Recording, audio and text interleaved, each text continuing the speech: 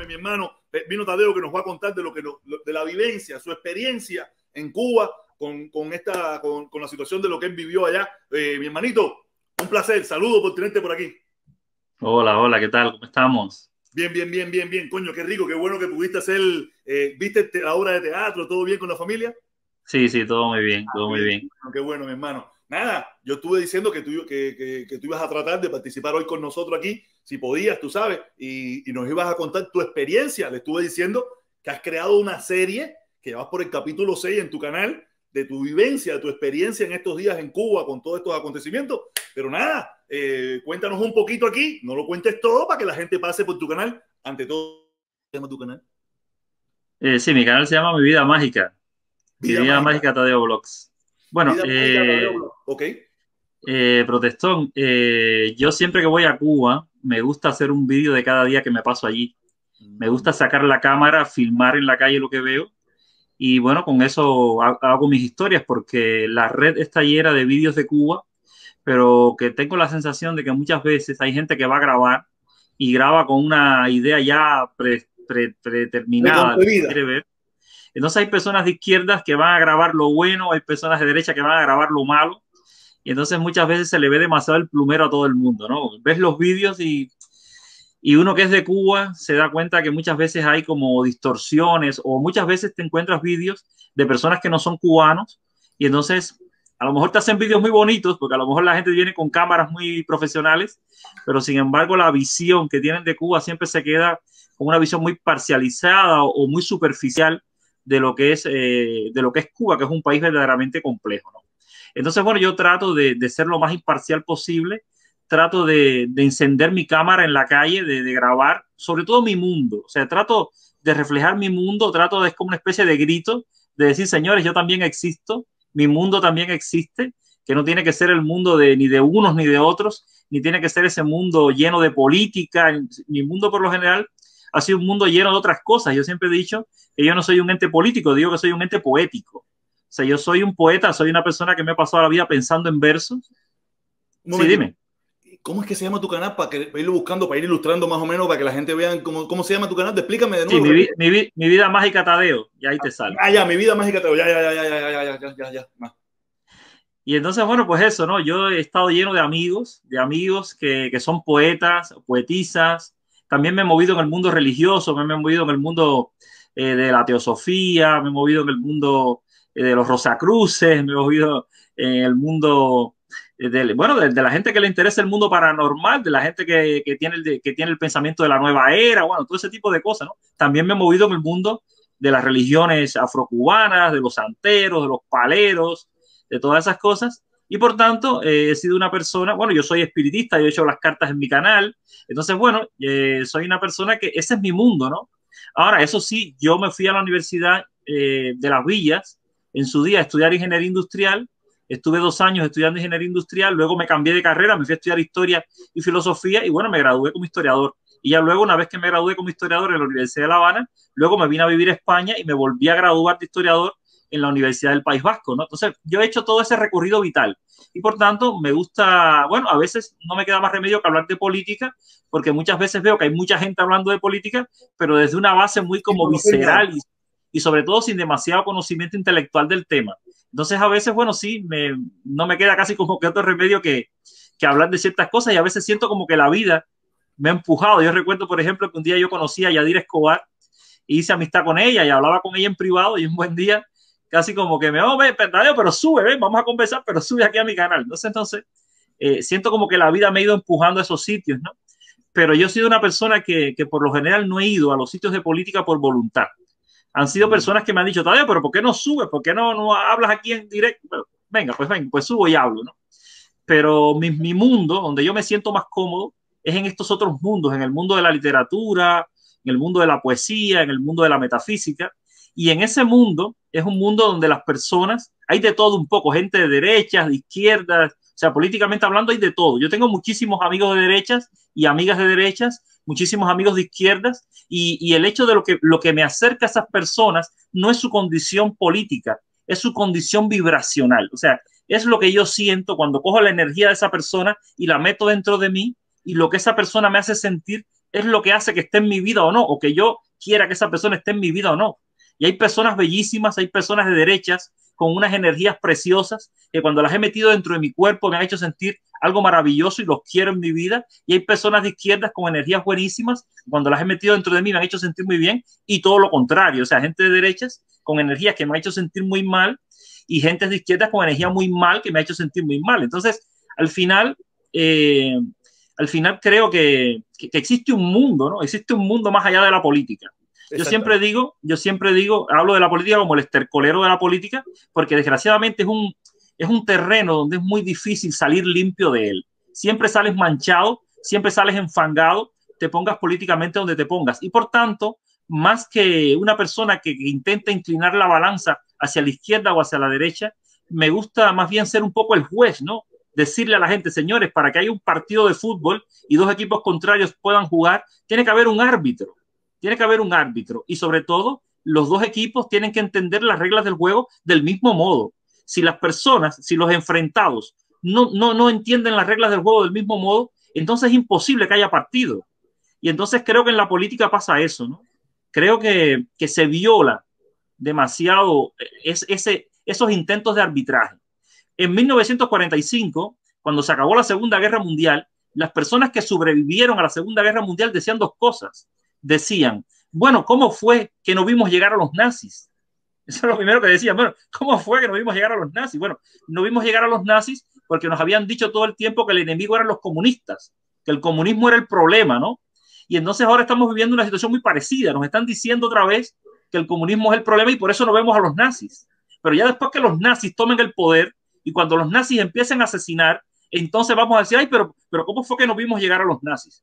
Entonces, si la historia sirve para algo. Y estás clarito, porque por ahí vamos, estamos por ahí vamos. Ahí vienen los extremismos de derecha, los supremacistas, estos vienen arrasando. Pudimos paralizarlo momentáneamente con Trump, pero no están quietos, ellos no están quietos. No.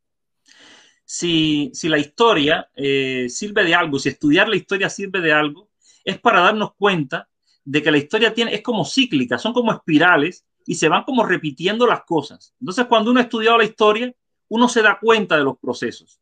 Cuando uno no ha estudiado la historia, uno no se da cuenta de nada. Uno con la mejor de las intenciones y gente buenísima está apoyando las ideas de las ideas fascistas o ciertas ideas de derechas que pueden llegar a ser muy peligrosas una vez entronizadas estas personas, ¿no? Y entonces, bueno, al final se trata de atacar una especie de comunismo que es como una especie de sombra que no ha existido en ningún sitio, porque en definitiva, la sociedad cubana es una sociedad que recuerda más a un capitalismo de Estado que a un comunismo como tal. O sea, el gobierno cubano ya ha permitido 2.000 ocupaciones privadas. En los últimos años, incluso en los tiempos de Obama, había muchas personas enriqueciéndose en Cuba, mucha gente haciendo dinero. No ha hecho falta quitar a Raúl ni a Díaz-Canel para que hoy en Cuba hayan clases sociales. Hoy hay ricos en Cuba, hoy hay millonarios en Cuba, hoy hay cubanos que estaban saliendo al extranjero de vacaciones. Hay gente haciendo mucha plata y por ese camino se podría haber seguido, incluso si la derecha tendría con respecto a este gobierno una actitud más condescendiente, porque al final lo que hace que poner rígido al gobierno cubano es la rigidez del otro extremo. Entonces, claro, es muy difícil que un gobierno de izquierdas pues le dé la mano a este discurso fascista, ¿no? Pero realmente desde una posición más centrista, pues desde luego el gobierno cubano sí que se ha estado moviendo y sí que se ha estado moviendo desde esa izquierda mucho más hacia el centro. Y sin embargo, con la derecha no ha pasado lo mismo. Obama sí que tuvo un intento de acercamiento, pero un intento de acercamiento tramposo, porque Obama lo que hizo fue quitarle 4 medidas a Cuba del bloqueo, pero ponérselas a Venezuela, intentando romper la alianza cubano-venezolana. Cuando Obama dejó de le quitó una serie de medidas del bloqueo a Cuba y se las puso a Venezuela, los 9.000 millones de barriles de petróleo diario que venían de Venezuela hacia Cuba no pudieron seguir viniendo. Venezuela no pudo seguir mandando a Cuba el petróleo que mandaba y por tanto ese petróleo bajó a 4.500 millones de barriles. Por tanto, Cuba tuvo que desembolsar 2.000 millones de dólares para comprarle el resto del petróleo que necesitaba a países como Argelia y a otros países. Por tanto, Cuba, con la jugada de Obama, perdió 2.000 millones. Lo que pasa es que luego los recuperó porque vinieron desde los Estados Unidos como turistas a Cuba 800.000 norteamericanos en 2015 y 800.000 norteamericanos en 2016. Y por tanto, eso le dio a Cuba 1.600 millones. Por tanto, de esos 2.000 que Cuba perdió por el asunto del petróleo y por el problema que tuvo Venezuela, recuperó 1.600 millones al venir de los Estados Unidos a Cuba 800.000 turistas en 2015 y 800.000 turistas en 2016. Y los otros 400 millones que faltaban, Cuba los recuperó mandando 80.000 médicos a Brasil. Lo que pasa es que luego ya vino Bolsonaro y entonces ya, y vino Trump y entonces ya, entre Trump y Bolsonaro, se encargaron de sacar a los 80.000 médicos cubanos de Brasil, dejando a 29 millones de brasileños sin asistencia médica, que luego fueron muchos de estos brasileños que murieron por COVID, bueno, 500.000 muertos por COVID en Brasil, pero bueno, a ellos no les importó. Lo que ellos les interesaba era quitarle a Cuba esos 400 millones de dólares. Y bueno, y con el tema del turismo volvimos a la mano dura, y entonces al final un país como Cuba, que tiene que vivir del turismo, más allá de que sea de izquierda, que esté en el poder o que sea de derechas, Cuba tiene que vivir del turismo porque Cuba es la gran isla del Caribe. Y por tanto, Cuba necesita del turismo norteamericano, que es el país mayor emisor de turismo del mundo y que lo tenemos a 90 millas. Por tanto, Cuba sería un destino natural del turismo norteamericano y ese turismo debería estar viniendo a Cuba a razón de 3 millones de turistas norteamericanos todos los años. Y esos 3 millones de turistas dejarían en Cuba 3.000 millones de dólares todos los años. Ya solo por eso, por el hecho de que el turismo norteamericano no gravita hacia Cuba de manera natural, Cuba pierde 150.000 millones de dólares y como el dinero se multiplica en 10 años, de una manera conservadora, porque mi hermana lo multiplica en 2. Yo a mi hermana le doy dinero y ya cuando vienes a ver te monta el negocio. Pero bueno, vamos a hablar de 10 años. En 50 años ya son 750.000 millones, que es un dinero suficiente para que invirtiéndolo en Cuba conviertas a Cuba en un país medianamente desarrollado o por lo menos en un país capaz de resolver sus problemas básicos, que son el problema de la alimentación, el problema de la vivienda, el problema de los salarios y el problema del transporte. Entonces, Cuba no debería estar sufriendo por esas cosas.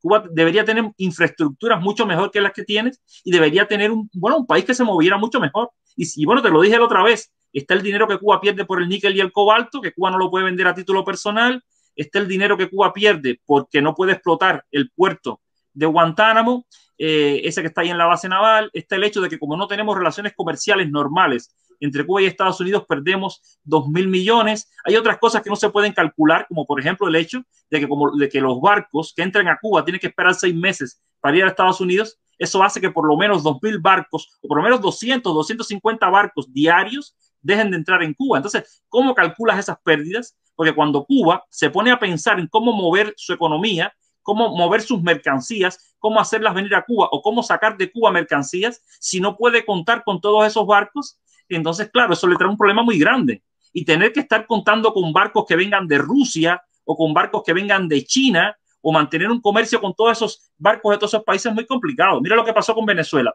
En el tema de los barcos pasa que muchas veces los armadores, sean del país que sean franceses, sean ingleses, sean alemanes, lo que hacen es que inscriben sus barcos en países que sean paraísos fiscales. Por eso la mayoría de los barcos tienen bandera de estos paraísos fiscales, bandera panameña, tienen bandera de Liberia.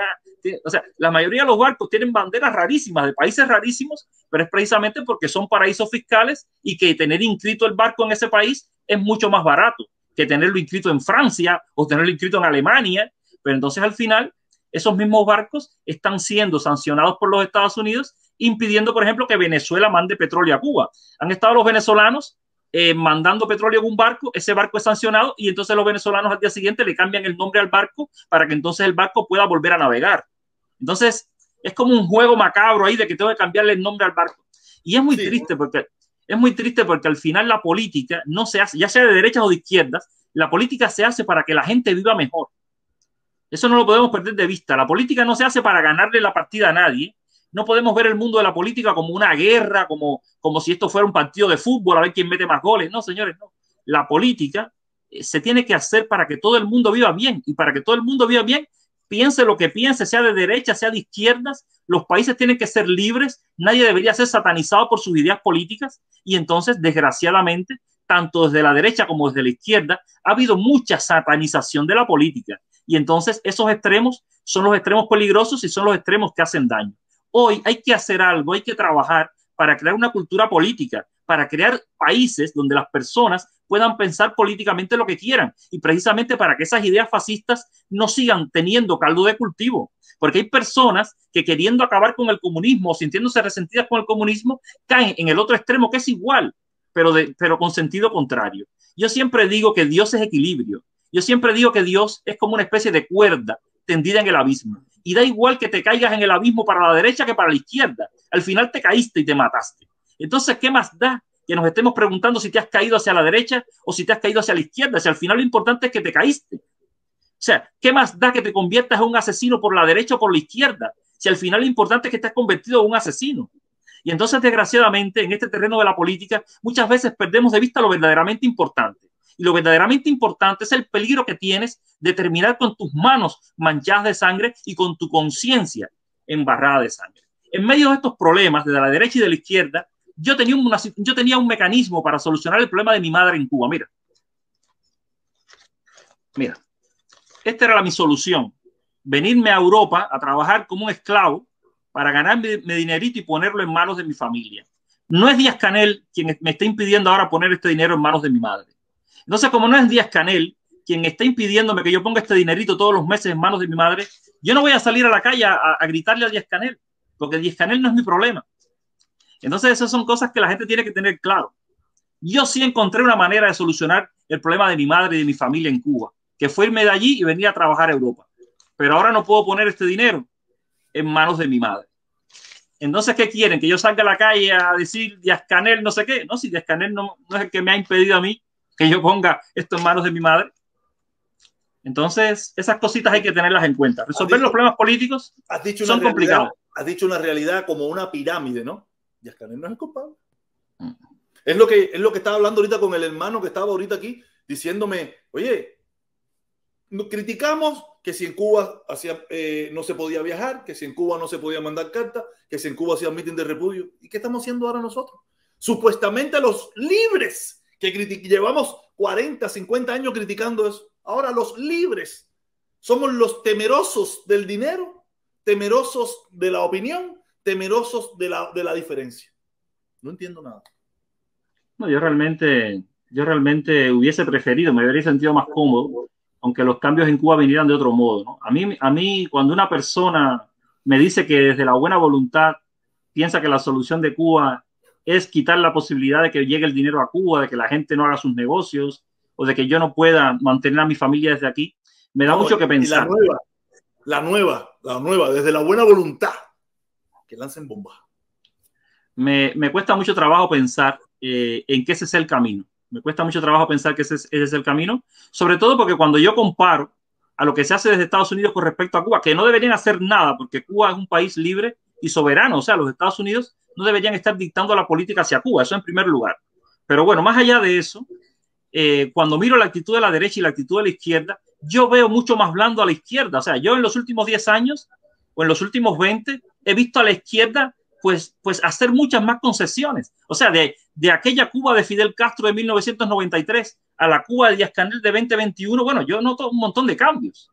Pero sin embargo, la política norteamericana apenas ha tenido cambios. La cambiaron con Obama durante 2 años, 2015 y 2016, y luego ya en 2017 volvieron a lo mismo, a la política de la mano dura, y no porque el pueblo cubano lo pidió, y no porque el pueblo cubano no viera mejorías, porque si dijeran, no, es que en Cuba no cambió nada, en Cuba no hubo mejoría, pero es que la mejoría sí fue, y fue evidente.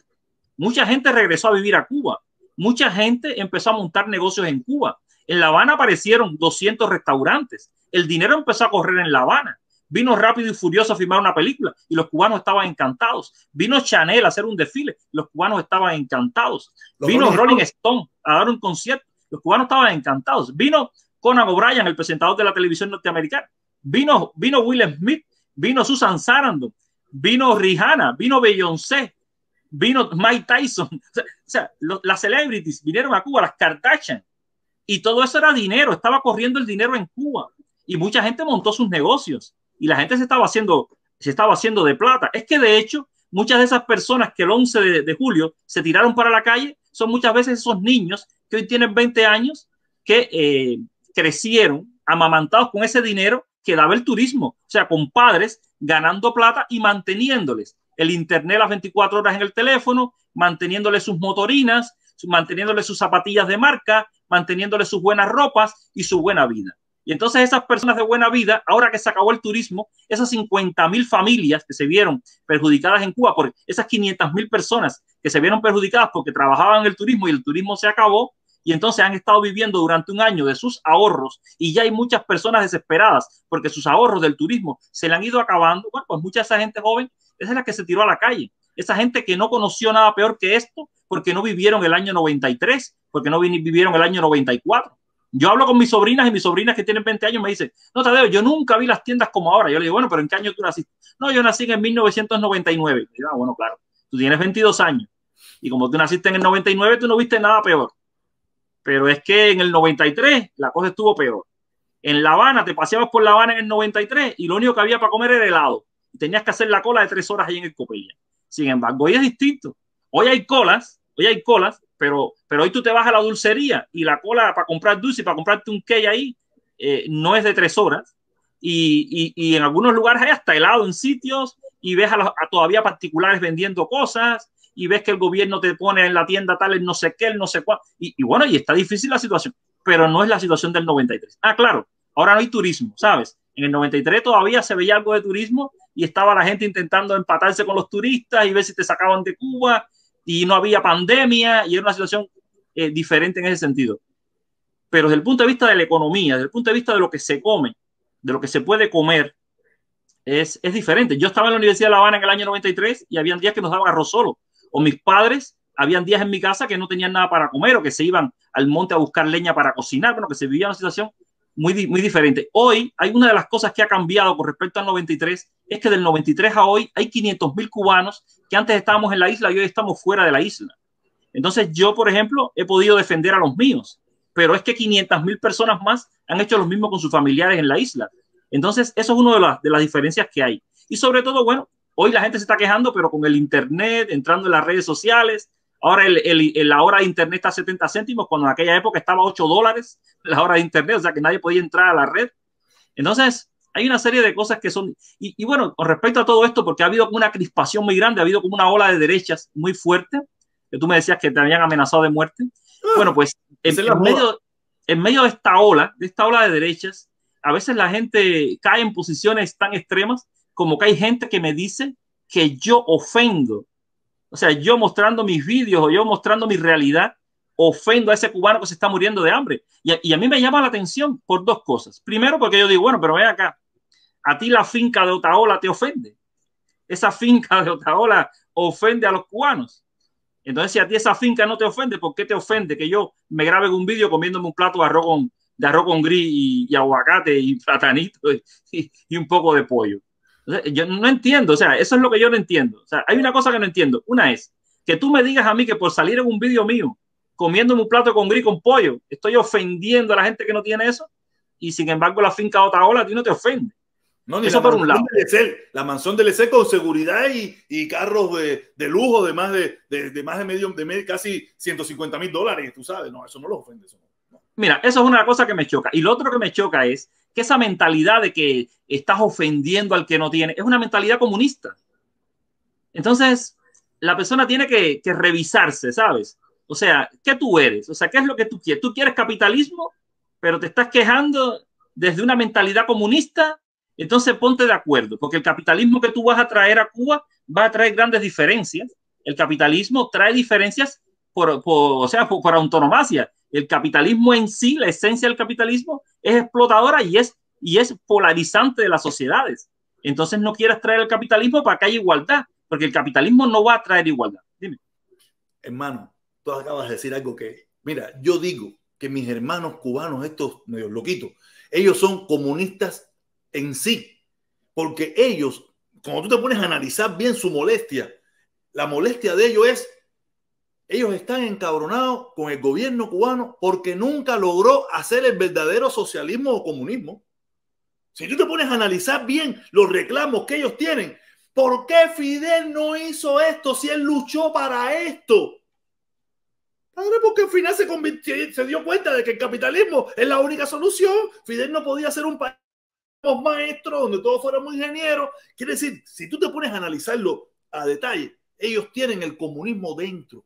Ellos lo que están es encabronados con el gobierno cubano porque no le cumplió las promesas comunistas y socialistas que les hizo. Analízalo para que tú veas. Yo llegué a la conclusión esa, digo, son comunistas, lo que nos han dado cuenta. Y tú me acabas de confirmar de que yo no estaba equivocado. Sigue usted, señor. Sí, no, esa contradicción. Las personas tienen que revisarse por dentro y llegar a la conclusión de qué es lo que quieren, ¿no? Y qué mundo es el que queremos y cómo lo podemos fabricar, ¿no?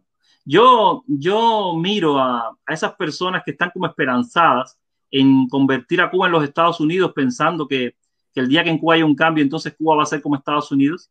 Y a mí me encantaría sumarme a esa euforia, me encantaría sumarme a esa euforia, pero mis estudios de historia me lo impiden. O sea, el hecho de haber estudiado un poco la historia mundial y los conocimientos que tengo, pues me lo impiden. Yo sé, por ejemplo, que en el mundo existen 120 países capitalistas que son pobres. O sea, yo sé, me gustaría creer que el capitalismo enriquece a los países, pero sé que no es así porque yo sé que existen 120 países capitalistas que son pobres. Yo sé que para que existan 30 naciones capitalistas ricas, tienen que existir 120 naciones capitalistas pobres, porque la riqueza de unas es proporcional a la pobreza de los otros. O sea, para que 30 naciones sean ricas, esas 30 naciones tienen que mandar sus empresas a esos 120 países pobres para saquear sus riquezas, para llevarse sus materias primas, para montar allí sus empresas y poner a trabajar a esas personas por 4 kilos, para entonces venderle sus productos elaborados y luego incluso para botar allí la basura del proceso productivo. Si no fuera así, sería imposible.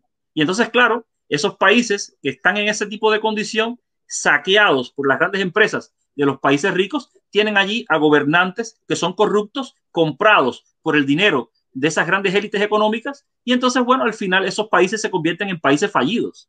Entonces, eso es inevitable. Incluso hay países que tienen cierto desarrollo y cierto nivel, como el propio México, y sin embargo, mira cuántos lugares en México no hay que son como territorios fallidos, donde hay como una especie de narco, de guardia que pertenece a los narcos, que ahí la policía no puede entrar, que allí tienes que subordinarte a la voluntad de esas personas que gobiernan allí, que son como narcoestados, ¿no? Países dentro de países, ¿no? Donde se dirigen ellos mismos, es un desastre.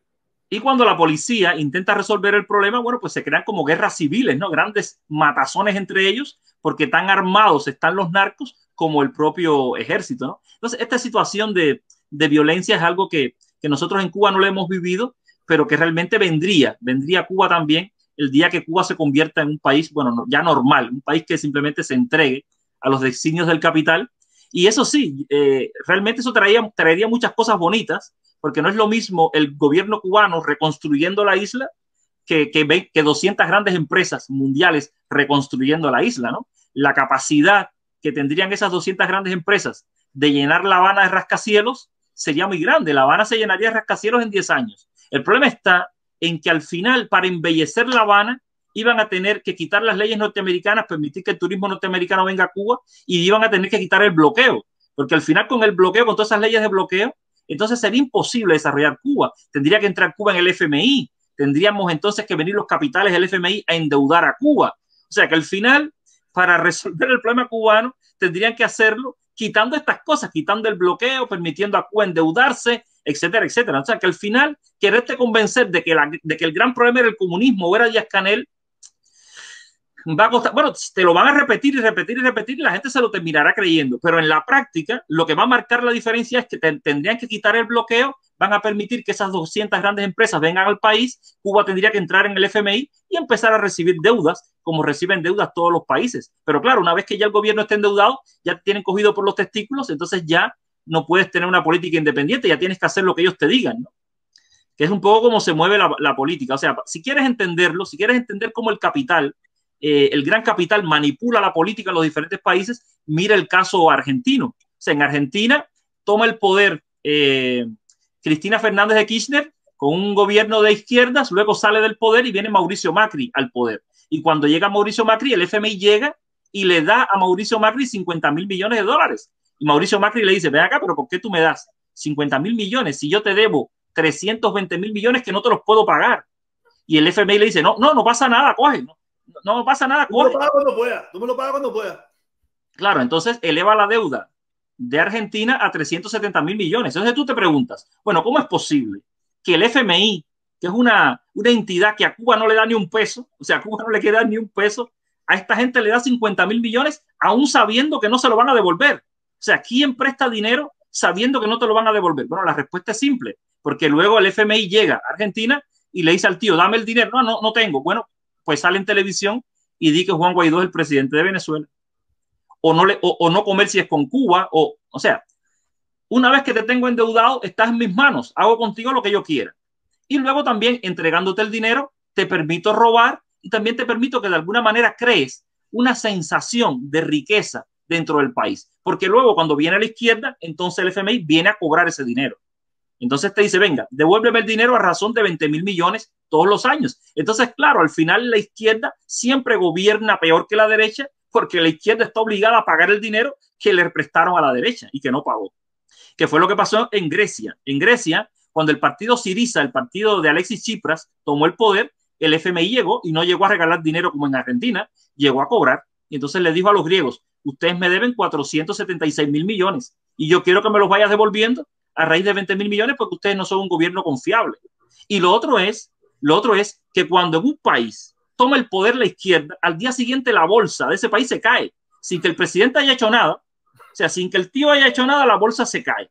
Y una vez que la bolsa se cae, entonces las agencias de calificación de la deuda califican peor a ese país. Y por tanto, la deuda se acrecienta, aunque el tío no haya hecho nada. Por tanto, simplemente un gobierno de izquierdas en el país empobrece el país sin que la persona haya hecho nada. Entonces, esos son los mecanismos de presión que tiene el gran capital para empujar el mundo hacia la derecha. O sea, nos hacen creer de manera artificial que con la derecha se vive mejor que con la izquierda, pero es por todos estos mecanismos tramposos que existen, ¿no? Entonces, es ahí donde está la... Pero, mi hermano, tú acabas de dar una explicación de una forma muy diáfana, que muchísima gente no la entendía. Yo tampoco la entendía mucho, tenía más o menos un punto de vista, pero tú lo acabas de explicar muy claro y de una forma muy fácil de digerir. Muchos de ellos, no pierde eso, ellos van a seguir viajando sin gas, eso pierde, pero por lo menos le metimos hoy un pedacito de la pastillita para que ellos entiendan qué es lo que están hablando. Ellos no lo van a entender, eso toma mucho tiempo, pero mucha gente no entiende nada de esto. Ven el mundo blanco y negro, no hay matices, blanco y negro. Y tú acabas de explicarlo genial. Siga usted, que usted está dando una cátedra. Sí, no, yo cuando hay personas, ¿no?, que se van para Estados Unidos y me dicen, no, yo he despertado, yo estaba dormido en Cuba, a mí en Cuba me tenían dormido, yo en Estados Unidos he despertado, ahora ya yo estoy despierto, ahora ya yo me doy cuenta de la verdad. Y yo siempre digo, no, en Cuba te tenían dormido con la pastilla roja y aquí te tienen dormido con la pastilla azul, pero sigues dormido igual. O sea, lo que te han cambiado es el somnífero, pero sigues dormido igual. O sea, sigues con esos velos que te ponen delante de los ojos para que no veas la realidad. Y los velos que te ponen delante de los ojos para que no veas la realidad es que la carrera capitalismo-comunismo no es la que te enseñan, sino te ponen a un comunismo engrillado, o sea, con un grillete en el pie, que es el bloqueo en el caso cubano, y el capitalismo, bueno, con la deuda. O sea, los países capitalistas viven a base de deuda. Cuando Obama llegó al poder, Obama estuvo en Estados Unidos 8 años y pidió 8 millones de dólares. O sea, se endeudó en 8 millones de millones. Biden vino después y pidió 2.1 millones de millones. Pero al final todos hacen lo mismo. O sea, todos entienden que para poder gobernar y mantener sus países necesitan endeudarse. Pero si no fuera por el mecanismo de la deuda, se estarían muriendo de hambre. Bueno, España pasó lo mismo. Aquí en España, para resolver el problema de la COVID, el gobierno se endeudó con la Unión Europea, pidió dinero y al final lo hacen todo. Sin embargo, en el caso cubano, que es un país que no se puede endeudar, pues entonces culpan al gobierno porque este gobierno no sirve. Bueno, y si estos gobiernos nuestros no se pudieran endeudar, si Biden no hubiese podido pedir 2.1 millones de millones, y si aquí el gobierno la coalición esta que hay aquí en España ahora no hubiese podido pedir el dinero, ¿qué habrían hecho? Y luego dicen, no, porque es que Cuba no paga. No, señores, no. Miren la lista de la deuda por países, vayan a la listita y miren la lista de la deuda por países, ya no se engañen más diciendo que Cuba, que está súper endeudada, que Cuba es uno de los países. He visto a personas bastante inteligentes y bastante cultas diciendo eso, no, porque Cuba es uno de los países más endeudados del mundo. Señores, miren la lista, métense ahí en internet, tómense el tiempo de revisar la lista de la deuda externa por países. Cuba tiene una deuda pequeñísima de apenas 18.000 millones. Estados Unidos es el país más endeudado del mundo, con 29 millones de millones. Y son deudas que no se pueden pagar. O sea, Estados Unidos no va a pagar su deuda Alemania, los 4 millones de deuda, no lo puede pagar. Japón, los 4 millones de millones, no lo puede pagar. Canadá, el 1.7 millones de millones, no lo puede pagar. España, el 1.4 millones de millones, no lo puede pagar. Italia, el 1.3 millones de millones, no lo puede pagar. Y así sucesivamente, Inglaterra, los 7 millones de millones, no lo pueden pagar. Si es que al final la cara bonita del capitalismo está maquillada con la deuda, que es una deuda que lo que hace es embellecer a esos países, pero coge 1 millón de millones y inviértelos en Cuba para que tú veas qué bonito se pone el país. Dime. Pero es lo mismo que nos pasa a nosotros. Nos embellecemos la cara endeudado.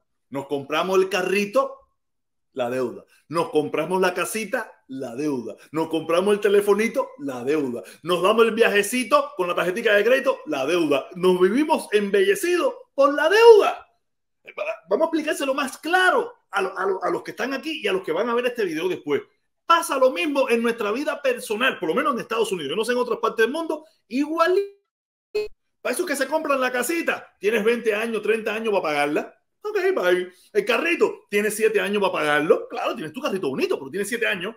¿A qué te están obligando? A vivir como un esclavo. Esclavo. Te estás muriendo con dolor de garganta, fiebre. Tengo que ir a trabajar. Tengo que ir a trabajar. Por eso yo he dicho que yo no sé cómo será en Europa, allá en España, yo nunca he ido allí, tú sabes. Pero yo me imagino que en el país donde más bebidas energéticas se venden, yo me imagino que es en Estados Unidos. ¿Cómo funciona la bebidas energéticas por allá por Europa? No, también las hay, pero bueno, estantes completos de bebidas energéticas también. Sí, habrá de todo, habrá de todo. Lo que pasa es que sí es cierto que en Estados Unidos se vive con mucho estrés. Se vive con mucho estrés porque, bueno, la vida se vuelve estresante. Hay algo que tienen los sistemas capitalistas estos desarrollados que lo veo como problema y es que no son capaces de resolver el problema de la felicidad humana. O sea, hay muchas personas en estos países que lo tienen todo, o sea, tienen todo lo material, pero no son felices. Entonces hay muchas personas que van al psicólogo y le dicen al psicólogo, mira, yo lo tengo todo, ¿por qué no soy feliz? O sea, explícame por qué yo no soy feliz teniéndolo todo, ¿no? Y es un poco de lo que estamos hablando. La falta de felicidad tiene que ver con la crisis espiritual del ser humano. El ser humano no es solo material, es también espiritual. Y cuando las relaciones sujeto-sujeto se estropean, o sea, cuando tú vives en un país donde todas tus relaciones son con objetos, o sea, las relaciones sujeto-objeto es de lo que tú vives, pero la relación sujeto-sujeto se pierde porque tú tienes miedo del otro, porque el otro puede tener una pistola y te puede meter un tiro. Mira el modo en que la policía se acerca a cualquier persona en Estados Unidos con miedo, porque el policía piensa que la persona puede estar armado. Mira el modo en que el policía se acerca a la gente en Cuba, se acerca de otra manera, porque el policía lo menos que está pensando es que el tío tiene un arma, porque ahí en Cuba la gente no está armado, es otra cosa, ¿no? Entonces, en una sociedad donde cualquiera puede sacar una pistola, eso hace que las relaciones sujeto-sujeto se estropeen, se maleen, se hagan daño. Cuando vives temiendo del otro, pues entonces al final ese miedo lo tienes allá adentro. Y yo supongo que en estos países la gente notará el cambio, sobre todo los cubanos, cuando aterrizan en La Habana, ¿no? O sea, en cuanto aterrizan ahí, pues ya sentirán otra cosa. Sentirán que se relajaron porque saben que no te va a pasar nada, que si tú no gritas patria y vida no te va a pasar nada.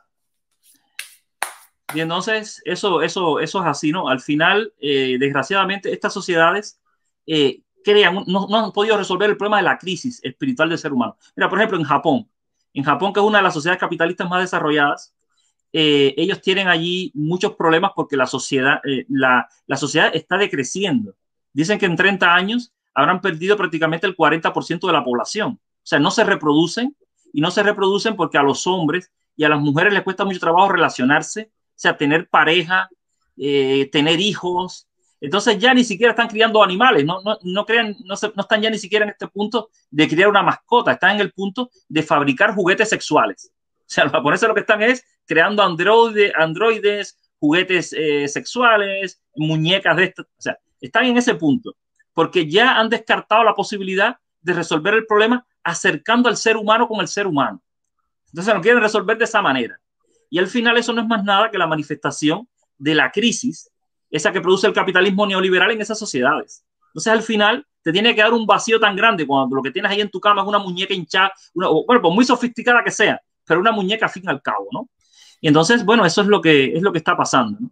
Y entonces ese es el gran problema, que al menos si estas sociedades fueran capaces de resolver el problema de la crisis espiritual del ser humano, bueno, está bien, pero es que no la están resolviendo. Y lo otro es que están destruyendo el planeta. O sea, estamos viviendo con un nivel de consumismo tal, el tema de la obsolescencia programada, eso de que pudiéndote fabricar un teléfono que dure 50 años, te lo fabrican para que dure 5, porque si lo hacen de 50, entonces la empresa quiebra.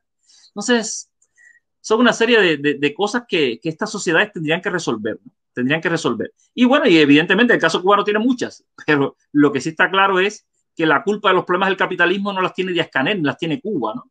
Incluso hasta ese miedo de que nos van a invadir, de que hay que tener cuidado porque nos invaden. Eso de ver a Biden, si Biden toma una medida, entonces Biden es comunista. O sea, ese tipo de discurso, ese miedo al comunismo, que es una cosa tan falsa, solamente camina por el desconocimiento, pero al final... Tú sabes que eso viene desde el macartismo, tú lo sabes, tú eres un tipo que conoces, o sea, que eso viene de hace mucho rato, de los años 30, de los años 40, eso viene funcionando. Sí, hubo una época cuando terminó la Segunda Guerra Mundial que el miedo al comunismo tenía sentido, porque el mundo vio que el ejército rojo triunfó en la Segunda Guerra Mundial, vio que el ejército soviético fueron los grandes triunfadores de la guerra. Entonces, ahí en ese momento, el peligro de que el comunismo se expandiera por el mundo era muy grande, porque incluso los pobres lo veían como lo natural. Incluso, de alguna manera, a los pobres les convenía que llegara el comunismo, porque el comunismo les iba a dar sociedades igualitarias. Y cuando tú eres pobre, el comunismo lo que hace es quitarle al rico lo que tiene. Por tanto, el rico es el que tiene que tener un miedo tremendo al comunismo, pero el pobre no. O sea, esas personas totalmente desposeídas, ¿por qué le iban a tener miedo al comunismo? Y sin embargo, te encuentras en muchos países pobres del tercer mundo a personas pobres que le tienen pánico al comunismo. Pero ese miedo que le tiene al comunismo es un miedo que se lo han inyectado, o sea, se lo han regalado los ricos, ¿no? Porque como siempre digo aquí, los ricos son muy malos regalando su dinero, pero muy buenos regalando sus miedos. Entonces, bueno, el miedo del rico se lo traspasa al pobre. Tenle mucho miedo, cuidado con el comunismo, que esto es malísimo. Y luego, bueno, haciendo esas trampas de mira Cuba, pero con 243 medidas destructoras de la economía, de las finanzas y del comercio de Cuba. Porque al final, si tuvieras la honradez de decir, vamos a ver el comunismo cómo funciona y dejarlos ahí, que los comunistas se hagan, pero es que no. O sea, no se atreven a hacer eso. Mira, eso que tú estabas diciendo, yo lo he dicho, yo no sé, hay cosas que yo pienso que yo o la escuché de algún lugar o me las inventé. Y yo digo que los ricos le han hecho creer a los pobres, apóyame, al día que tú seas rico, si lo logras, tú seas como yo. Y nosotros los pobres, los jodidos, le hemos creído ese cuento y los apoyamos en todo para que ellos sigan siendo más ricos. Mientras nosotros seguimos siendo menos ricos. A lo mejor lo vemos en Estados Unidos. Tengo los espejuelitos estos y tengo la computadora esta que me compré, que estamos bastante, entre la pobreza estamos bien. Pero por ahí para abajo hay una tonga jodido, que no tiene la posibilidad que vivimos nosotros en Estados Unidos, porque nosotros pensamos que Estados Unidos es como que esto es normal en todas partes del mundo. No, esto no es normal en todas partes del mundo. Esta pantalla que yo me acabo de comprar hace unos días atrás no es normal en todas partes del mundo. No todo el mundo puede gastarse 1.700 pesos que cuesta la pantallita de porquería esta que yo me acabo de comprar. Eso es, en muchísimas partes del mundo, es una millonada. Sí. Pero aquí Estados Unidos no la podemos comprar porque tenemos la tarjeta de crédito, lo que tú explicabas ahorita, el mundo de fantasía ese, donde compramos objetos para ser feliz, tú sabes, yo me lo puedo comprar, pero la estoy pagando. ¿Qué me quité? Un día menos de restaurante, un día menos de disfrutar a mi hija o un día menos de poder hacer un viaje. Porque con 1.700 pesos me quité un viaje o me quité unas vacaciones por tener una pantallita aquí para poder ver y todo eso, pile de cosas. Mira, Estados Unidos tiene algo que no tiene ningún otro lugar del mundo y es el hecho de que su dinero, o sea, el dólar, sea la divisa internacional.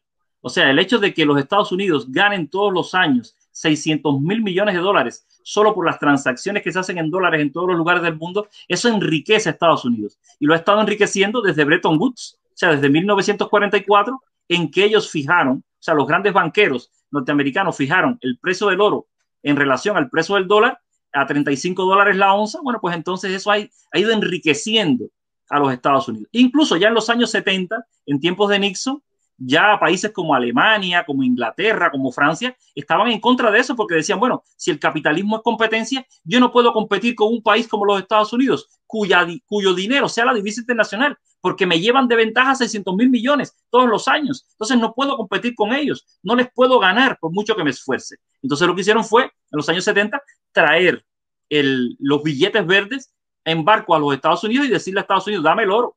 Aquí tienes los billetes, dame el oro. Y entonces cuando Estados Unidos se vio obligado a abrir las arcas en Fort Knox y dar todo el dinero, todo el oro que tenían, entonces como se quedaron sin oro, ya no tenía respaldo para su moneda. Y entonces no le quedó más remedio que forzar a Arabia Saudí a vender el petróleo en dólares y entonces ahí aparecieron los petrodólares. Pero el problema es que el petróleo se está acabando, al petróleo le quedan 30 años. Ya los países del Golfo Pérsico están construyendo islas en el mar para convertir esa zona en una zona turística. O también, por ejemplo, Arabia Saudí está construyendo el tren rápido ese que va de Europa a la Meca para entonces traer muchísimos musulmanes y todo el que quiera venir, pero como turistas, o sea, para desarrollar esa zona turísticamente, porque el petróleo ya se está agotando. Y entonces, ¿qué le queda a los Estados Unidos? O sea, si ya no tienen los petrodólares, si han perdido la carrera del 5G, si con China, o sea, si han perdido la carrera económica con China, China los ha arruinado, China se ha convertido en la gran fábrica del mundo. Si China ha comprado la deuda norteamericana, entonces, ¿qué le queda para acabar con China? Bueno, pues la guerra. La guerra. Sí, dime. No, leer el comentario. Dice, soy humano. Clase magistral. Buenas tardes, Tadeo. Pero tengo otro por aquí. Dice Ifa. Felicidades al hermano Tadeo. Usted ha dado una clase magistral ante tanta indominia, ante tantas difamaciones. Gracias por ser cubano. Bendiciones a Che. Oye, sí, nada, pues, ¿sabes? En los comentarios, ¿sabes? Que esto es... No, a mí me encanta. Yo cuando yo he estado en contacto con Tadeo todos estos días, él estando en Cuba, yo dije, Tadeo, cuando tú vengas de Cuba, por favor, pasamos mi canal para que nos cuentes de esas cosas. No nos ha contado todavía, tan siquiera un poquito más o menos, nos ha dado otras clases que está tan buena con lo que nos va a contar hoy o mañana o en otro día, cuando él tenga deseo. Si quiere extenderse, me da igual, a mí me encanta. Yo lo escucho con mucho placer. Sí, porque al final lo que pasa con mi vida, ¿no? Porque estos lugares se prestan mucho para hablar de política y yo lo que hago con mi vida es despolitizarla. O sea, mi vida está totalmente despolitizada. Dice que Tade, me gustaría invitarte a tomarnos un café y luego amanecer juntos. Tengo un piso en el barrio Chueca, Madrid. Te quiero caer a bregazo, dice. No, el Abacuá. Este es uno de los locos que viene aquí al canal, pero nada. El Abacuá Bugarrón, dice. Bueno, pues a lo que iba. Decía que Gracias, Abacuá. Gracias, hermano. Mira, decía que yo intentaba despolitizar mi vida. Mi vida es una vida muy despolitizada. Por eso, incluso yo intento que se noten mis vídeos. O sea, yo no soy una persona que saca la cámara y está ahí como a ver qué pasa políticamente. No, sino a ver qué pasa en sentido general en otros aspectos, ¿no? Y entonces, bueno, pues yo lo que hice en mi canal, bueno, con todas las restricciones que hay, que era muy difícil hacer los vídeos, bueno, pues reflejar un poco mi mundo, mi visión del mundo que debe tener un espacio, ¿no? De hecho, mi visión no es mayoritaria y por tanto mi canal no puede ser mayoritario tampoco, porque mi visión es una visión muy personal de la realidad. Y entonces, bueno, pues yo me relaciono con gentes, le puse la cámara a personas, hubo gente que hablaron de política desde la derecha, porque al final como el ambiente estaba caldeado, pues no me quedó más remedio. Pero en definitiva siempre intentaba relacionarme con otras personas hablando de otras cosas, porque al final el mundo es un mundo, el mundo de las ideas es un mundo muy amplio. Y yo siempre he dicho que si en el mundo no se puede poner la gente de acuerdo políticamente, yo trato por lo menos en mi vida sí poner un poco de acuerdo a la gente, ¿no? Y entonces, bueno, pues poner un poco de paz en mi mundo. Mi mundo es un mundo donde yo no rechazo a nadie por sus ideas políticas. Tengo muchísimos amigos de derechas, muchísimos amigos de izquierdas. Es que de hecho creo que tengo más amigos de derechas que de izquierdas. Pero lo que pasa es que cuando estoy con esas personas no me dedico a hablar de política, me dedico a hablar de otras cosas, ¿no? Y entonces eso es lo que me pasa a mí, ¿no? En mi mundo, por lo menos, nadie está satanizado por sus ideas políticas. Cada persona puede pensar lo que quiera porque yo entiendo que las personas, o sea, en su posición política, influye mucho quiénes han sido sus padres, quiénes han sido sus abuelos, el daño o el bienestar que le causó la revolución a unos y a otros. Entonces, claro, yo puedo entender perfectamente, o sea, yo que soy una persona que en mi familia, a que la revolución no le quitó nada a mi familia o le quitó muy poco, yo puedo entender perfectamente el rencor de esas personas que fueron desposeídos por la revolución. porque muchas veces la izquierda se equivoca, muchas veces la izquierda dice, no, porque es que la revolución repartió todo por igual, ya sí, pero es que había personas que eso que le dieron era muchísimo menos que lo que ellos ya tenían. Entonces esas personas tienen un rencor genuino y yo ese rencor lo entiendo. O sea, ese odio y ese rencor yo lo entiendo perfectamente. Otra cosa es que no lo comparta, otra cosa es que elija ponerme políticamente hacia la izquierda, pero yo entiendo todo eso. Y entiendo perfectamente que hay, por ejemplo, familias, por ejemplo, familias campesinas, que la revolución de alguna manera no solo le quitó la propiedad, sino que le quitó un estilo de vida, le quitó una cultura a esas personas. Y entiendo perfectamente que esas personas estén heridos y que de alguna manera ese odio, ese rencor haya sido heredado de generación en generación. Del mismo modo que otras familias, bueno, que tiene que ver con el orgullo de familia. O sea, yo todas esas cosas las entiendo perfectamente. O sea, ¿cuántas personas no he tenido delante que son personas a las que adoro, a las que amo, a las que quiero, que me muestran ese rencor? Y yo ese rencor lo entiendo, ese odio lo entiendo. Otra cosa es que no lo comparta, otra cosa es que crea que eso se deba gestionar de otra manera, ¿no? Sin hacerle daño a nadie, ¿no? Pero son cosas que yo entiendo perfectamente, ¿no? No, Entonces, es real, es real. Yo siempre lo he dicho también. Yo entiendo a muchas de esas personas, pero lo que no entiendo son a muchos de los que no han quitado nada, que los veo defendiendo a esas personas. Digo, no, si esas personas, si mañana lograrían recuperar ese poder que un día tuvieron, tú serías un empleado mal pagado de ellos. Ellos no iban a compartir lo que tú lograste junto con ellos, que devolverle y decir, no, mira, como yo, a lo mejor algunos sí, no vamos a poner que todos no, habrá algunos que a lo mejor sí, pero la gran mayoría va a decir, gracias por ayudarme a recuperarlo, ahora yo voy a instalar lo mío y lo único que te puedo brindar es que tú seas mi empleado y yo quiero ser rico, yo quiero ser capitalista. Yo te voy a pagar el mínimo. ¿Cuánto es el mínimo? Ah, eso es lo que te puedo pagar. Dale. Y trabaja. O sea, yo digo, caballero, no, así no es. Tampoco tan grave, ¿me entiendes? Y los veo y yo digo, no los entiendo, de verdad. Estamos viviendo momentos muy locos en la política y entre nosotros los cubanos. Momentos muy, muy locos donde la moda hoy en día es intervención. ¿Qué cosa es eso? ¿Qué cosa es? ¿Qué se oía de eso por allá, Tadeo? ¿Qué oías tú que estuviste en esos momentos en Cuba? ¿Qué oías de los cubanos que estaban pidiendo intervención? ¿Qué se decía allá en Cuba sobre ese tema? bueno, a ver, mira, hay que tener en cuenta que la realidad es muy compleja y diversa. Yo al final, estando en Cuba, tenía una visión, bueno, yo estaba en Trinidad, o sea, ni siquiera en Cuba, yo estaba en Trinidad. Es un lugar muy concreto que tiene unas peculiaridades muy concretas, un lugar donde el tema político se ha movido de una manera muy concreta, porque recuerda que allí en Trinidad se dio todo el asunto de la lucha contra bandidos, ¿no? Entonces, ahí el conflicto derecha-izquierda fue muy fuerte. Y entonces, hay como siempre hubo como mucha crispación en ese lugar en concreto, ¿no? Recuerda también que hubo una invasión trujillista que intentó entrar por Trinidad. O sea, que siempre ha sido una zona con sus peculiaridades. Y de hecho, Trinidad también ha sido un lugar muy de derechas. Recuerda que en Trinidad tenía su casa de verano la hermana de Machado. Recuerda que Batista construyó el sanatorio de Topes de Collantes. O sea, los presidentes anteriores, Batista, Machado, siempre tuvieron en Trinidad como un lugar como protegido. Entonces, siempre hubo un pensamiento bastante de derechas en esa ciudad. Y entonces, bueno, siempre ha sido un lugar como bastante polarizado, porque también es un lugar de esclavos, donde había esclavitud y entonces donde había mucha gente negra. Entonces, por tanto, te encuentras los dos polos, una gran masa explotada, pero también una especie de élite o de aristocracia, que en algunos casos se fueron del país y se han ido a vivir a Estados Unidos, pero han quedado algunos reductos allí, ¿no?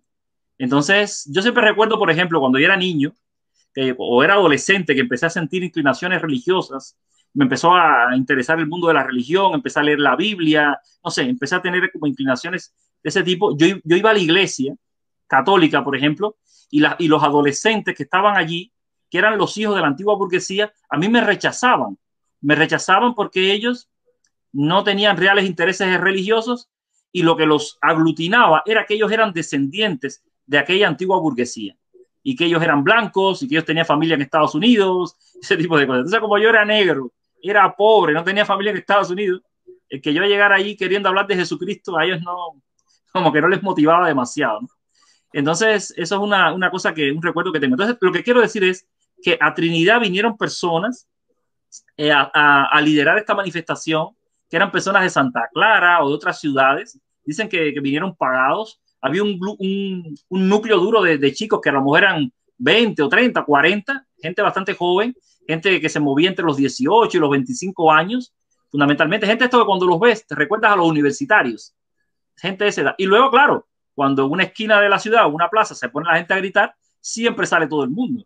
Y entonces, bueno, pues ahí ves de todo, gente filmando, gente que se sumó espontáneamente a gritar Patria y Vida, gente que se pusieron a gritar yo soy Fidel. Bueno, yo estaba en mi casa y a mí mi familia no me dejó salir. O sea, yo sentí los gritos porque todo esto se dio muy cerca de mi casa, como a 200 metros, y yo desde mi casa sentía los gritos y yo incluso estaba con una amiga mía porque habíamos estado filmando toda la mañana y estábamos descansando ahí en la casa, habíamos almorzado, estábamos tomándonos unas cervezas y conversando allí.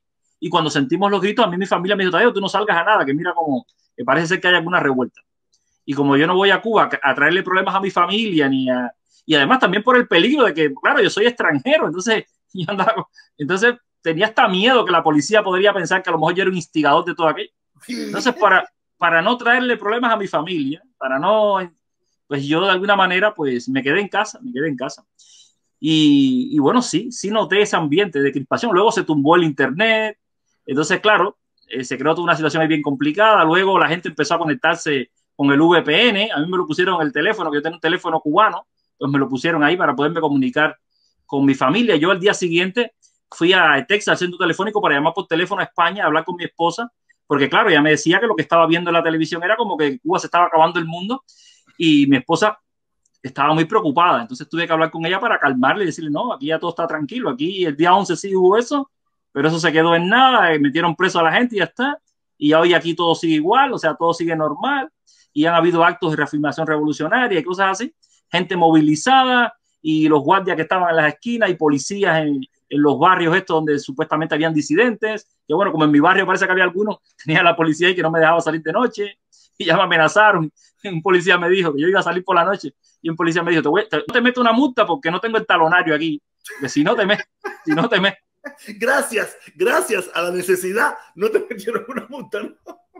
Y entonces yo le decía al hombre, no, pero es que mire, yo soy youtuber, yo no tengo conexión a internet en mi casa, tengo mi PC, mi laptop, la tengo en una casa de una amiga, y entonces ella me acaba de llamar por teléfono para decirme que mi vídeo ya está a punto de salir, y entonces yo quiero estar ahí para la directa y tal. No, pues no sé qué, porque además si caminas, ¿dónde vive tu amiga? No, en tal calle. No, pero si sigues para allá abajo te vas a encontrar con más policías y te van a meter una multa, no vas a poder llegar. Entonces dije, bueno, pues nada, me quedo en mi casa y ya viré para mi casa, ¿no? Entonces ese era el clima que había. Incluso a veces me acerqué a algunos actos de estos y me daba un poco de vergüenza sacar mi cámara y grabar, porque con las ropas extranjeras, con mi gorra que decía Miami, con cosas así, pues tenía miedo que la gente me miraba como raro, bueno, este tío quién es y por qué quiere grabar aquí. Entonces sí que estaba un poco como intimidado, porque tú sabes que en Cuba luego ahí ya toda la situación está aquí. Ya aquí nadie quiere vivir allá. Olvídate de eso. ¿No? Nosotros queremos que eso esté bueno. Queremos que eso esté bueno y te esa pile de cosas y que la gente tenga todas las posibilidades. Pero ya nosotros nos hemos acostumbrado a vivir porque tenemos mucho que perder, como dice Bonco Quiñongo. Tenemos mucho que perder. Yo le hice una entrevista los otros días cuando yo vine de Washington. En el avión conmigo venía Bonco Quiñongo. ¿Sabes quién es Bonco Quiñongo? ¿No? Y cuando estamos fuera, yo dije, yo quiero hacerle unas preguntas a este tipo. Lo perseguí con la niña, yo iba con la niña, lo perseguí, me lo encontré, estuvimos conversando, él habló sus cosas, y al final cuando le pregunto qué bola, y me dice, no, olvídate de eso, nosotros tenemos mucho que perder. Entonces, quiere decir que esto es una película, tenemos mucho que perder. Tú sabes, pero me gustó que tú, la anécdota esa que tú me estabas haciendo de la que te invitó a comer, y tú no pusiste un centavo. Cuéntame esa anécdota, esa estuvo muy interesante, me gustó mucho cuando tú Sí, porque yo conocí a una muchacha que ella me prestó su internet, ella me dijo, yo tengo el Nauta Hogar aquí en mi casa y puedes venir aquí a subir los vídeos, pero los vídeos se demoraban, bueno, el primer vídeo se demoró 27 horas en subir. Ella tenía una conexión muy mala y yo incluso le di dinero para que se comprara una conexión más rápida, pero aún con la rápida se demoraba 17 horas en subir un vídeo, una cosa así. Y yo no quería que mi canal estaría tanto tiempo sin subir nada. Yo dije, bueno, voy a intentar subir por lo menos los 3 primeros vídeos de la serie, los voy a intentar subir desde Cuba. Entonces cada 4 o 5 días iba a su casa a intentar subir un vídeo, pero aquello era una locura. Entonces, claro, cuando yo llegaba a su casa me decía, no, Tadeo, ven que te voy a hacer comida para que comas aquí o para que almuerces. Y entonces un día ella me está haciendo un almuerzo de lo más sabroso. Es este del que sale aquí, ¿no? Es ese del que sale ahí, es ese video, el número 3. No, esa es la comida que me daban en el aislamiento. Ah, en No, el no, aislamiento. no, este video yo ni siquiera lo subí porque sabía que iba a ser muy polémico, que era un video yo jodiendo ahí, comiendo y diciendo, oye, qué malo está la cosa, que aquí no hay comida, y dándome el atracón. Pero no, eso se lo mandé a los amigos míos, eso, pero yo no lo subí a la red porque sabía que eso iba a traer muchos problemas. Bueno, es que incluso hubo amigos que se lo mandé y se enfadaron conmigo porque decían que yo me estaba burlando de la gente que estaba pasando trabajo allí, que si tal, que si cual. Y yo decía, yo no me estoy burlando, yo lo que estoy es reflejando mi realidad, porque lo que no puede ser es que ante esta ola de derechas yo tenga que ocultar mi realidad, que yo tenga que sentir vergüenza de mostrar mi vida cuando yo no estoy engañando a nadie, cuando mi vida no es una fake news. Entonces, ¿cómo es posible que hayan tantas páginas por ahí que no tengan ninguna vergüenza y saquen fake news de todo tipo y a ellos no les dé vergüenza y yo tenga que estar avergonzado de mostrar mi vida? No, porque tú vienes con dólares. Le dije, no, si es que yo a esta muchacha no le he dado nada. Ella me ha dado de comer, yo no le he pagado la comida. Esto es real. Esta chica me ha dado, ¿de dónde saca la comida? Pues mira, no lo sé. Y ella me dice, no, que lo que tengo es pollo. Bueno, pues dame pollo. El pollo viene a la casilla. Sí, que la chica tiene una buena casa porque estuvo casado 2 veces con 2 hombres que tenían dinero y que más o menos tiene muchas amistades y que la gente le resuelve cosas y que ella vivió en el extranjero y que, bueno, y que en un momento determinado trabajó en el turismo y ganó plata. Bueno, pero es una persona real. Se lo bendiga. Claro, es una persona real, es una persona que yo no le di nada, yo no me estoy fabricando nada, no sé. Entonces, claro, es complicado, ¿no? Porque por un lado te encuentras a personas que se sienten ofendidas con que a ti te vaya bien en la vida. Entonces tú dices, bueno, pero si yo, como yo, habrá muchísima gente que le irá bien. Habrá mucha gente pasándola mal, pero yo o mi familia, pues somos reales. Entonces nadie tiene por qué ofenderse porque yo muestre la vida de mi familia. Que yo no soy un general del ejército cubano, yo soy una persona normal. Un trabajador, un luchador y que ¿Sí? está luchando tu vida y estás tratando de ayudar a tu familia. Y es una cosa que es real. Cuando tú ayudas a tu familia ayuda al vecino, ayuda al negociante, ayuda al de la cafetería, ayudas a todo el mundo, porque ese poquito de dinero que tú le puedes mandar, ellos van a gastarlo, no para guardarlo. Y eso ayuda a la economía del entorno, que es una macroeconomía, pero ayuda. Tú, yo, el otro, que mandamos nuestras tiritas, vamos haciendo crecer que la economía de nuestro país funcione de una forma minúscula, pero se mueve.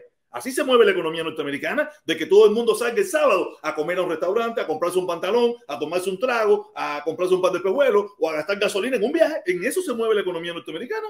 Eso es parte de la economía norteamericana. Sin eso, olvídate de eso, que la economía norteamericana no es una porquería.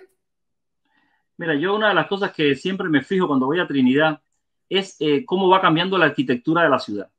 Y una de las cosas que yo voy notando en la arquitectura es cómo se va construyendo de otra manera. O sea, aquellas casas de estilo colonial han ido cambiando, han llegado a la ciudad arquitectos nuevos, o sea, gente que se ha graduado, gente joven, que se ha graduado en arquitectura y tienen otras ideas arquitectónicas y están transformando la arquitectura de la ciudad. Y sobre todo noto muchas casas que eran de una sola altura y ahora tienen 2 alturas y 3 alturas. Entonces yo me paseo por la ciudad, ese vídeo no lo he hecho todavía, pero lo voy a hacer. Ya lo hice en 2019 y lo voy a volver a hacer porque es una cosa que me interesa mucho. O sea, cómo cambia la cara de la ciudad. Porque al final la arquitectura es algo que muestra la realidad de un país y muestra la realidad de una ciudad. Y entonces al final eso está ahí, o sea, no es un espejismo. Cuando vas caminando por las calles y ves esas casonas que han construido, oye, de algún lugar salió el dinero y lo que no me puedes decir es que esa persona es el general no sé quién. No, esa persona no es ningún general. Esa persona, bueno, amigos míos, gente que, bueno, que se movieron, que con el turismo, que haciendo un negocio, porque claro, muchas veces no puedes pedirle a la gente que te explique cómo hizo el dinero, porque es cierto que muchas veces los dineros no son hechos legalmente en muchos casos, o la gente no tiene las facturas para decir dónde compró los materiales de la construcción, pero la realidad es que ahí está la casa. O sea, la realidad es que te vas paseando por las ciudades y esa sensación de pobreza, esa sensación de que todo se está destruyendo, de la gente muriéndose de hambre, no es lo que yo percibo. Habrá gente así, efectivamente, porque la sociedad cubana se está polarizando, pero también hay gente que le ha ido bien. Entonces, mostrar a esas personas que le ha ido bien es lo que va a hacer el capitalismo, porque cuando el capitalismo llega a Cuba, lo que van a hacer es mostrar a la gente que le va bien. Más nunca verás en una televisión cubana a la gente que le va mal, porque ahí tienes a Eliezer Ávila con su discurso neoliberal que te dice, no, yo a ti pobre te di la posibilidad que te enriquecieras. Si tú no te has hecho millonario es por tu culpa. Tú eres un perdedor, que ese es el famoso discurso del neoliberalismo. O sea, el neoliberalismo solo pone el foco a la gente que le ha ido bien. Pero es que ahora, con el comunismo que hay en Cuba, hay personas que se molestan si tú enfocas a esa gente que le va bien. O sea, Sí, es a la como gente si... que dentro del comunismo le va bien. Claro, tienes que enfocar a ese que se está muriendo de hambre, porque si no enfocas a ese, entonces te estás burlando de alguien, lo estás haciendo mal o quieres ocultar algo. No, la sociedad cubana de hoy es una sociedad polarizada y lo que polariza una sociedad es el capitalismo. Por tanto, Cuba es una sociedad capitalista. O sea, quieres vender la historia que Cuba es una sociedad comunista. No, no, Cuba es una sociedad capitalista con clases sociales, con gente pobre y gente rica, con gente que vive con 500 pesos y gente que vive con $9,000 al mes. O sea, ese tipo de gente existe en Cuba también. Entonces, no sé por qué hay tanto problema por reconocer esto, ¿no? No, Hay varias Cubas.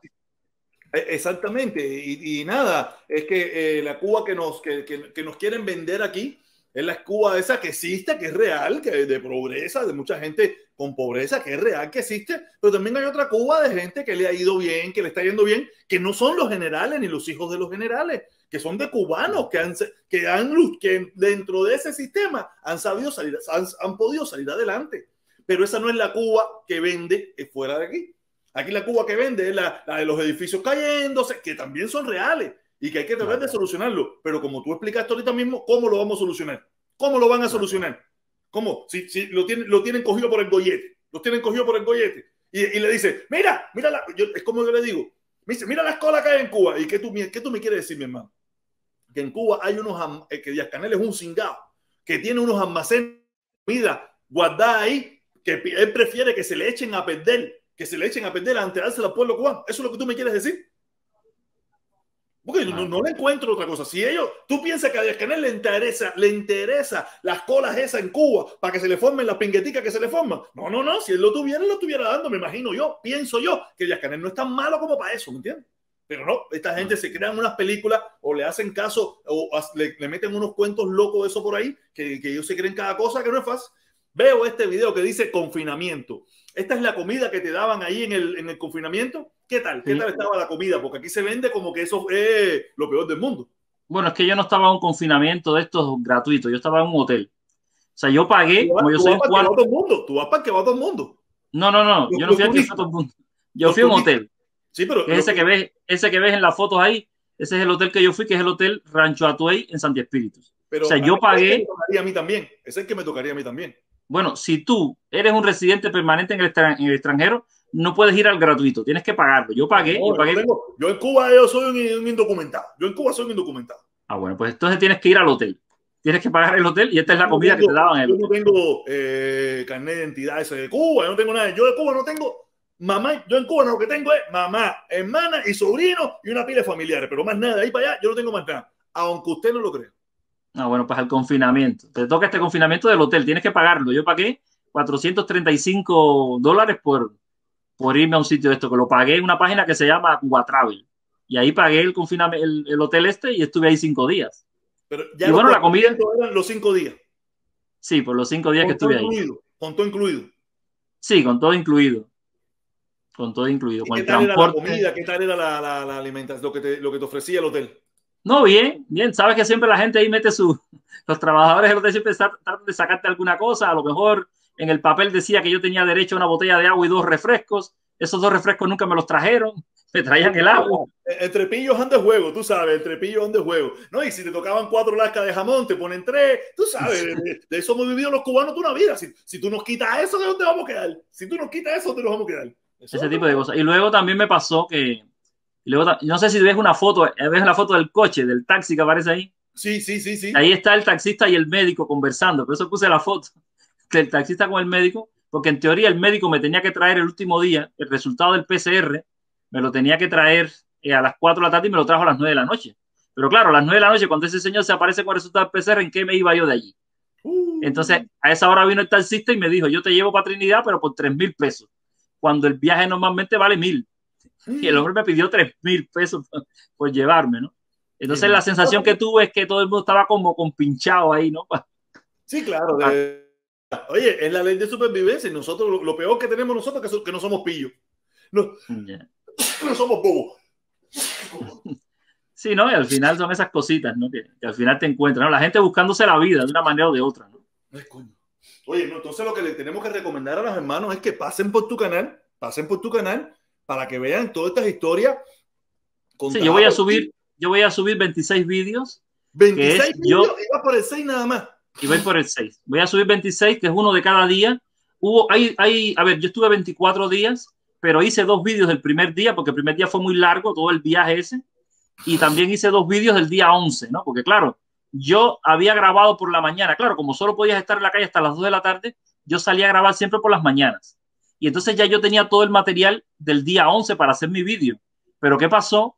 Que como se armó la que se armó por la tarde ese día 11, pues ya no me quedó más remedio que hacer otro vídeo de ese día con los vídeos de las protestas que la gente me pasó. O sea, la gente se estaba pasando los vídeos de memoria en memoria. Mira, coge el vídeo que yo lo grabé. O sea, así también me lo pasaron a mí. Y entonces yo utilicé esas imágenes para hacer un vídeo hablando de la protesta. Incluso hasta el vídeo del día 12 también utilicé algo de eso. Porque, bueno, usé vídeos de la protesta y de la contraprotesta que hubo después, porque después hubo actos de reafirmación revolucionaria y todo esto, ¿no? Que también lo usé para el vídeo del día 12. Mira. Porque ya luego se creó un ambiente como muy enrarecido. Yo creo que ya después el día 13 o 14 me atreví yo a ir al lugar ese donde se armó la protesta para grabar un poquito allí, ¿no? En ese lugar. Mira, pero sí, una cosa, yo soy malo para estas cosas, porque yo cuando salgo de viaje, yo quisiera botar el teléfono, botarlo todo y desconectarme completo. Eso que tú acabas de hacer en tu viaje de todos los días, dedicarle un tiempo de tu viaje a hacer esto, es como cuando yo salgo de viaje, es como que yo quisiera desaparecer el teléfono, la internet, yo quisiera, porque yo lo que quiero es, como hago esto diariamente, como yo me dedico a hacer esto diariamente, diario, tengo que estar en las redes, escuchando, mirando, yo lo que quiero es, cuando vienen las vacaciones, mira, olvidarme todo eso. Yo no sé cómo tú, ¿sabes?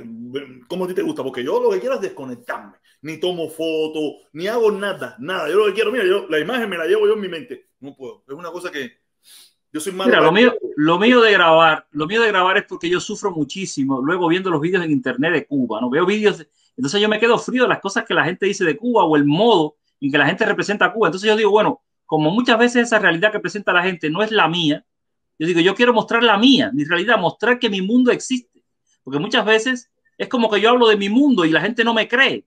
Entonces yo digo bueno, pues voy a, no solo ya por las cosas normales que me pasan, sino por por los sucesos paranormales, por mi manera de entender la vida, bueno, por todas esas cosas. Entonces yo he dicho, bueno. También tenemos que decir eso, que el hermano Tadeo, porque hay mucha gente que te está conociendo hoy, hay otros que no, otros que te conocen muchísimo. Tadeo también se dedica en su canal a leerte las cartas, el tarot, toda esa pila de cosas. Tú sabes, si usted también quiere que le lean las cartas y todas esas cosas, pase por el canal Vida Mágica con Tadeo para que usted pueda tener todos estos videos, ver todos estos videos, y aparte de eso también, cuando me dijiste que mañana te toca ya empezar a trabajar ya respecto a eso, ¿no? Sí, porque yo, mira, lo tengo puesto ahí, directas martes y viernes, son los 2 días que yo hago directas, martes y viernes, donde tú te dedicas a horas a leerle las cartas a la gente. El de su astral, que nunca me los he hecho a mí me leíste las cartas y yo digo, Dios mío, no me gustaron, pero nada, eso fue lo que salió, tú sabes. De verdad, si usted quiere todas esas cosas, pase por el canal del hermano Tadeo, ya usted puede ver con qué pasión él habla y defiende sus ideas, defiende sus cosas. Hay quien le gusta, hay quien no le gusta, pero ese es Tadeo, hay que respetarle su punto de vista. Yo por lo menos lo respeto, el de él y el de cualquiera. De los loquitos, eso por ahí que hablan bobería, a veces no mucho se la respeto porque hay que estar loco para eso. Pero de verdad. No, mi canal básicamente no es un canal de política, mi canal es un canal donde prácticamente lo que hago es echar las cartas del tarot, hablar de metafísica. Hay vídeos que son 70 temas metafísicos, que fue cuando yo abrí el canal, yo quise hacer un canal para dejar 70 temas metafísicos, porque muchas veces la gente me preguntaba sobre cosas y entonces yo tenía que ponerme a explicarle un montón de cosas complicadas. Y entonces yo lo que hacía era que dije, voy a hacer unos vídeos para cuando alguien me pregunte sobre alguno de estos temas, le mando el vídeo, le digo, mírate el vídeo. No, mira, que si las almas gemelas, bueno. Aquí está Julito, dice Julito, ¿y quién cree en eso? Julito, si tú no crees en eso, te lo recomiendo, que pases por allí para que tú veas los cientos de personas conectados, locos, esperando porque Tadeo le lea las cartas. Yo he estado allí, y él es gente y gente, y yo, para que Tadeo le lea las cartas. Si tú no quieres creer, que hay mucha gente que cree en esto, aunque usted no lo crea, ¿ok? Gracias, mi hermano Julito, muchísimas gracias, ¿ok? Nada, Tadeo, de verdad, como siempre, tú dando tu explicación que a la gente le gusta mucho. Yo este video, este pedazo contigo lo copiaré, lo separaré y lo pondré aparte porque a la gente le gusta, a la gente le gusta escuchar, ¿sabes?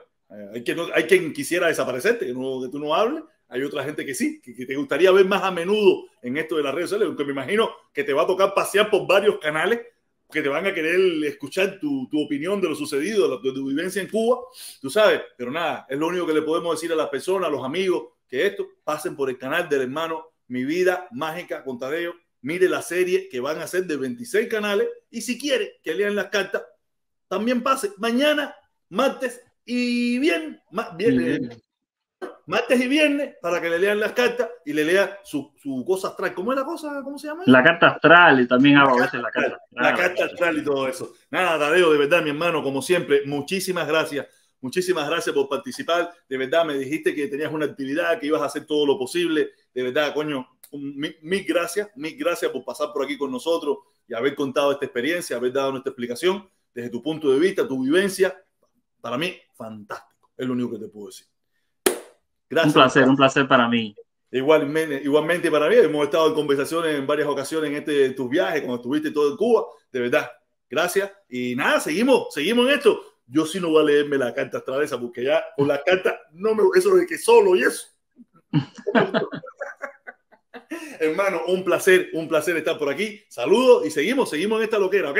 Dale, mi hermanito, okay. Voy a bajar para despedir yo el programa, porque ya hemos estado 2 horas 40 minutos. Nos excedimos porque vino el hermano Tadeo y de verdad estaba hablando, ¿sabes? De una forma muy diáfana, que a mí me gusta y nada.